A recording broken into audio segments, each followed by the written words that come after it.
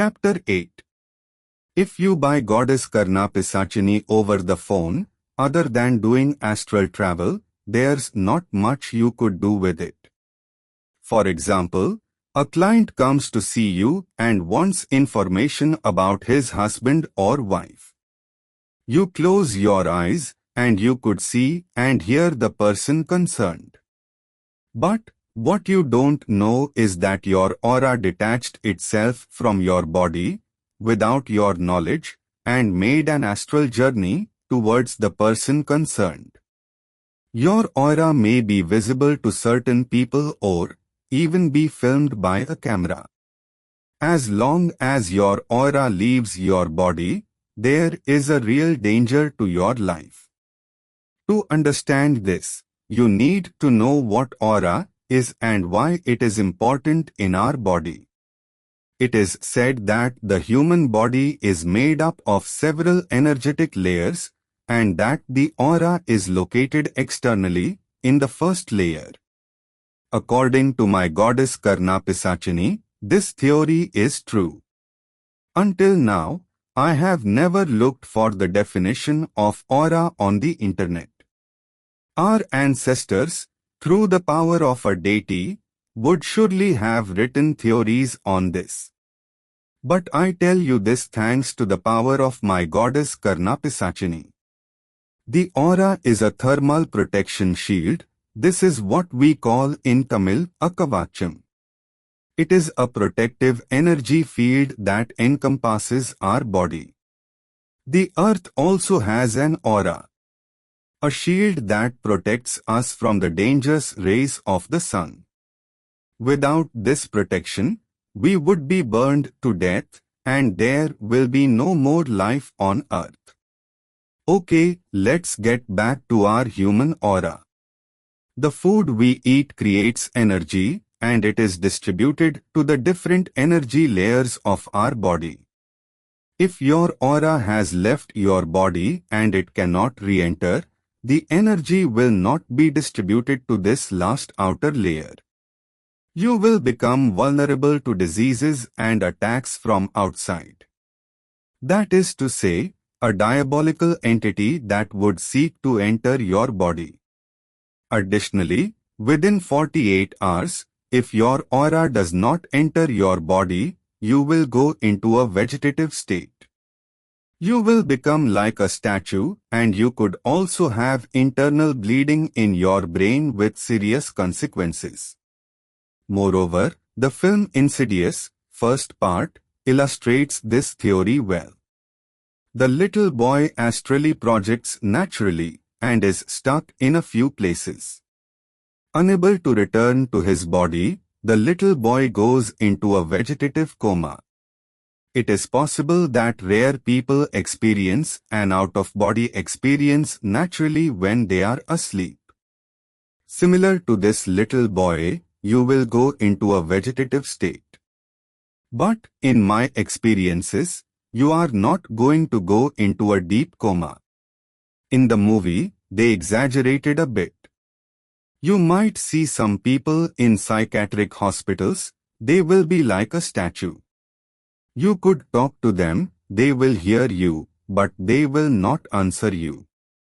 Have everyone lost their aura? No, not at all.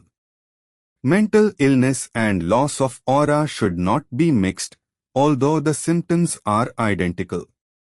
According to what I heard on YouTube, after years of practicing yoga and meditation, we can detach our aura from our body and do an exit from the body, which in English we call an OBE, out-of-body experience. But with the goddess Karna Pishachini, it's instantaneous, no need for meditation or yoga, and you can travel very far from one country to another. There, we can talk about astral travel. To illustrate my point, I will give you an example. A Sri Lankan from my neighborhood was walking around my apartment with his aura. He had bought this goddess Karna Pishachini over the phone. But his aura was clearly visible to my eyes, and I simply swallowed his aura. The aura is not a physical thing, it is just air, a mass of bodily energy. Some wizards like me, who have the power of the goddess Kali, will have the ability to swallow a person's aura. This gentleman that I knew saw in his eyes that I swallowed him, but he had no idea of the danger. He said to himself, "Okay, he swallowed me, but I am still alive, it's not a tragedy." The problem is that the aura of this Sri Lankan was in my stomach. When I drank hot water, this gentleman's body burned. When I ate hot and spicy dishes, this Sri Lankan's body was on fire. The next day he came to apologize to me, and I released his aura. Even if he didn't come, I will still release him because, within 48 hours his aura must return to his body. Otherwise, he could have internal bleeding in his brain. Well, the biggest danger for this gentleman is that I forget that I swallowed his aura and that he does not come to see me. In this case, his aura will be in my stomach for a long time with serious psychological consequences for this gentleman. I think that by now, you would have understood the importance of not losing your aura when leaving your body. Goddess Karna Pishachini is very powerful. Using her power absolutely requires the support of the goddess Kali and the other gods. Otherwise, one could easily end up dead. So, if you ask me what does a person's aura look like, I would say the aura bears an uncanny resemblance to the ghost from the Amityville documentary. During the demonology investigation, a little boy stuck his head out to see the investigators, and he was filmed by a camera.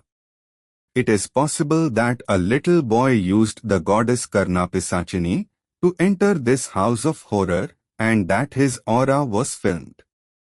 I say this because I have seen the aura of people who are similar to this ghost before.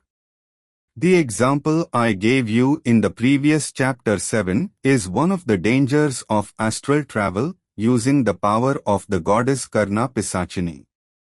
However, there are still other dangers that you should definitely be aware of. These are places where you should not astral travel. The first places are where there are corpses. Like a cemetery, a crematorium, a morgue, a pyramid, etc. The Taj Mahal, for example, is a place to avoid because it is a mausoleum. Mosques too. Why? Because in some countries they go and bury saints in mosques. So, you will surely ask me the reason. This is because, where there are dead bodies, there could be evil entities or deities.